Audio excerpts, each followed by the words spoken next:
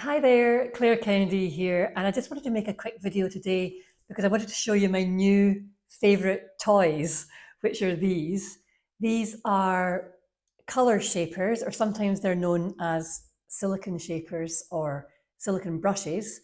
Um, they look a bit like a brush, but they don't have bristles, obviously. They've got this sort of rubber, which is nice and flexible, but still comes to a really lovely, sharp point. They're really lovely to work with. But what I really love about these is that they encourage you to stay loose. It's actually quite difficult to not work loosely when you're using these. It really stops you getting too bogged down in details. And you can build up a lovely textured surface quite quickly with these. So if you find you are getting a bit caught up in details lately, then I would really encourage you to give these a go because I find that they really help to bring the joy back into painting, that sort of freedom and joy. For my most recent series, I think I almost exclusively used these. I don't think they actually hardly saw a brush at all. And it's actually the series that I've most enjoyed painting. I really felt a sense of freedom and spaciousness as I was painting these, and I think that does come over in the work. So let's have a wee look at a couple of the techniques.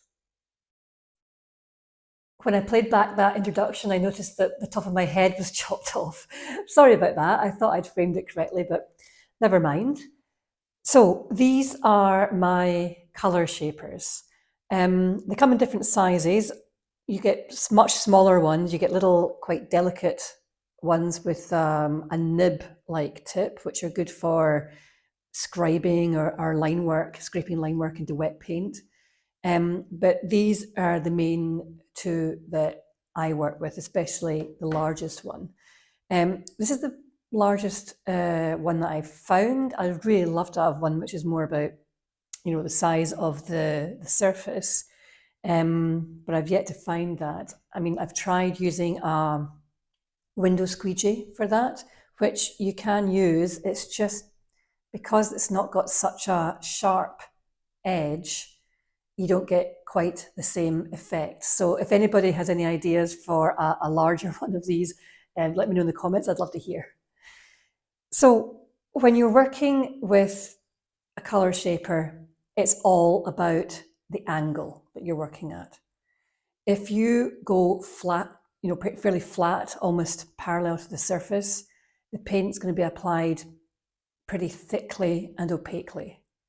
But if you apply the paint almost perpendicular to the surface, you're just going to get beautiful veils of transparent color because it's going to go on very thinly.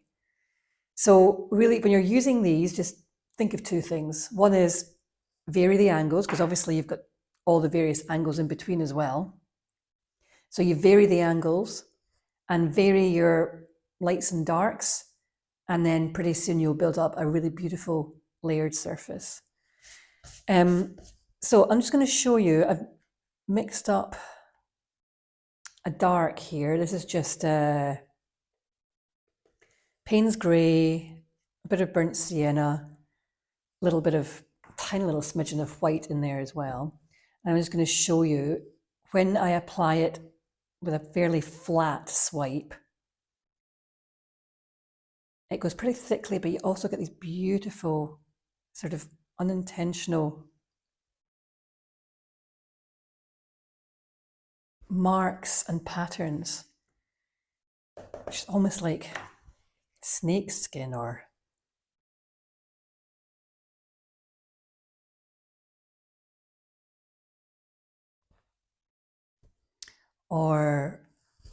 what do you call that? Clouds in the sky, which that cloud formation is like a mackerel sky. And what I love about it is, I mean, you couldn't get this pattern if you tried. It's all pretty unintentional.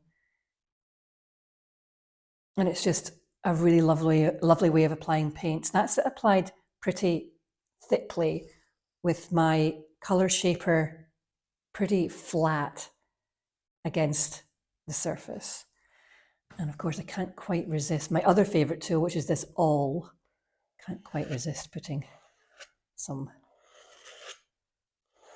lines in here too. So I'm just going to let this dry a little bit, because in case you hadn't noticed, this is wet paint. I picked this masking tape up really cheaply from my local hardware store. It's great. So I'm just going to give it a quick dry.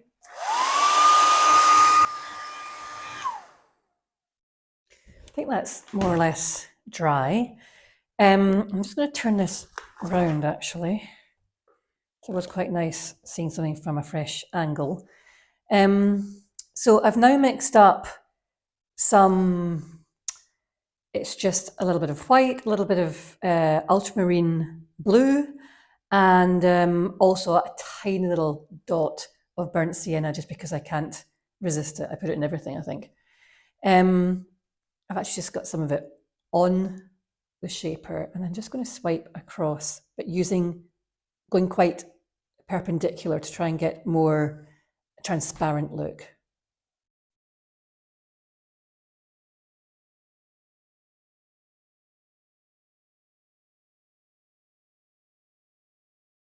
I think it's a different look, doesn't it? I'm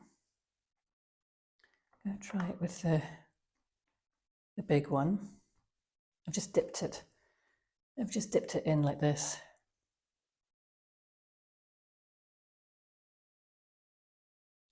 And you can vary the sweep as you go across. So I was perpendicular, then I went parallel, and then perpendicular there, just to get that difference.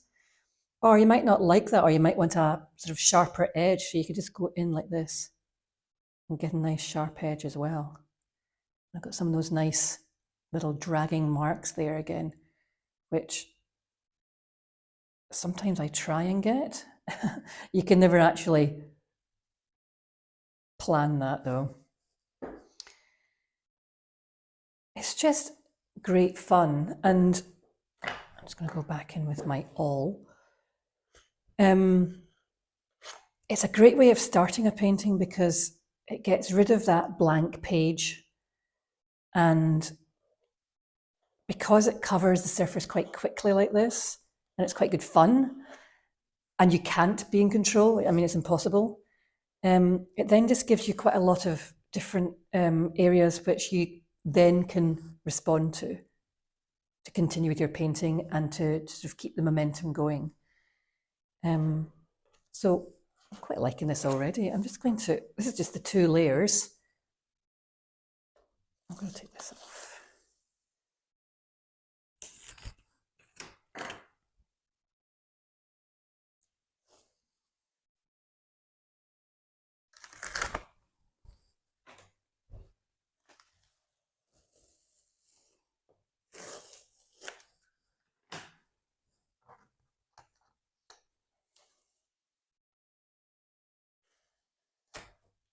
I mean, I actually quite like that already as a surface. And it was just playing with 2 colours. I'm going to do it again, but starting with pale and then putting dark on top, and we'll see what that gives. I mean, you could actually sit and do this all day. It's such good fun. Okay, I'm going to try the next one. Okay, so here's my next page. I'm going to start with a pale on the bottom this time. So this was just that pale blue that I had before, and I added a little bit more heavy body, white, and a tiny dot of yellow. I'm going to put it down the side here, and I'm just going to swipe this across. I want some angles this time as well.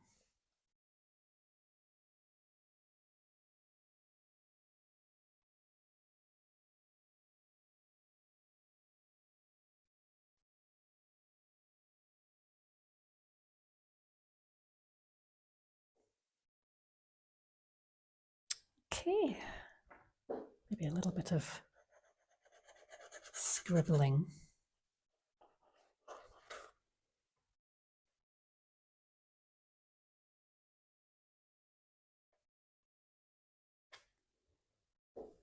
Again, I'm going to let that one dry.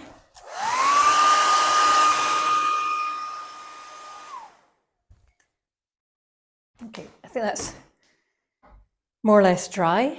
Again, I'm just going to turn this page around.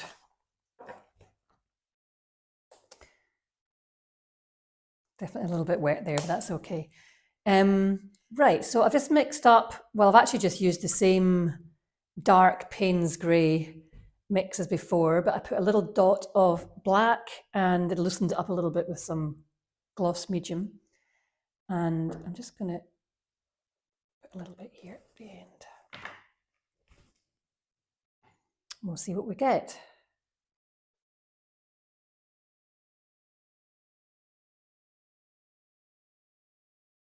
See, that's quite nice because where it was just untreated paper, it goes quite opaque.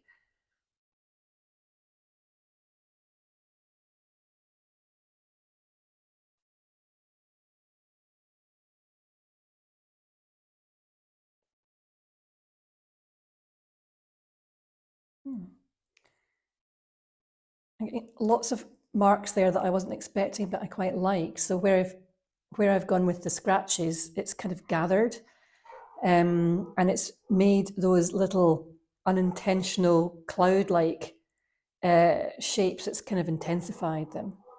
Kind of like that. I don't know if you can hear my dog in the background there. And then you can go in with your pencil. I mean, you could just then start layering on top of this and covering bits up, bringing bits out. I mean, it's just great fun. I'm just going to take the tape off.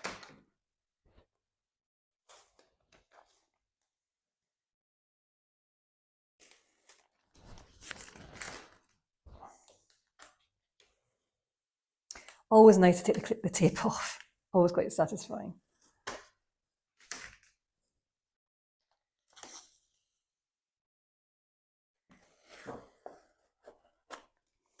I mean, it's quite a nice surface you can get from just 2 layers. That's why I just love working with those tools, because you just don't know what you're going to get, and you're always going to find something interesting, something that interests you, that's going to inform you as to the next layer in your painting. So hours of fun. And I'm just going to show you one more thing. Another way you can use the shapers. So this is just a board that I was playing with. I was playing with getting little textures and shapes. This was actually using cling film in the top, which I might do another video about in the future. But what you can do is you can play with some texture, and then you can cover it all up. I'm just going to use that same dark that I had on my palette. Hope it's not going to dry too quickly, or else this is not going to work. It might. And you can use your shaper to sort of carve in and excavate.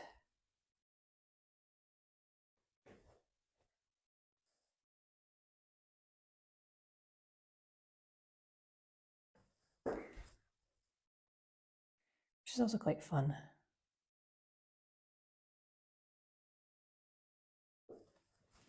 The big one. The other thing that's good about these is that it's very easy to clean them. You just give them a wipe with a damp cloth. So this is just another thing you can do. You can make little shapes like this.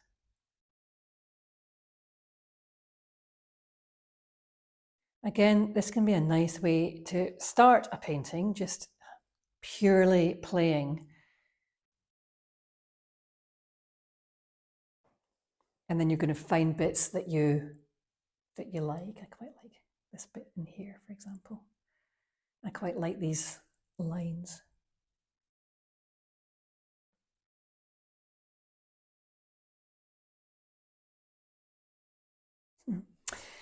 Anyway, these are just a couple of ways to show you how you can use these tools, which are great. They're really great for getting you unstuck. They're great for getting you enjoying painting again if you've been feeling a bit you're concentrating too much on the details. It can just help you to loosen up and really find the joy in painting again. See you next time.